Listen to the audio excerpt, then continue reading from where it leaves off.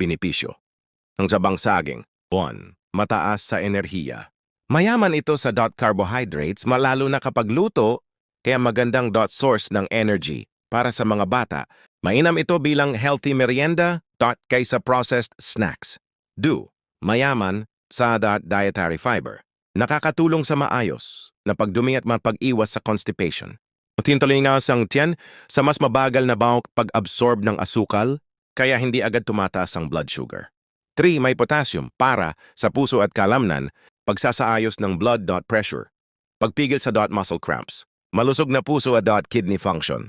4. May vitamin B6 at vitamin C. Vitamin B6. Tumutulong sa pagbuo ng red blood cells at pagpapanatili ng malusog na nervous system. Vitamin C, antioxidant, na nagpapalakas ng immune system at tumutulong sa pag-absorb ng iron. 5.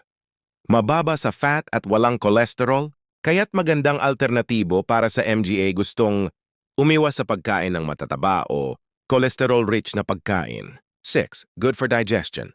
Dahil sa starch content nito, lalo na kung hilaw o half-ripe, pwedeng makatulong sa gastrointestinal health at gut bacteria.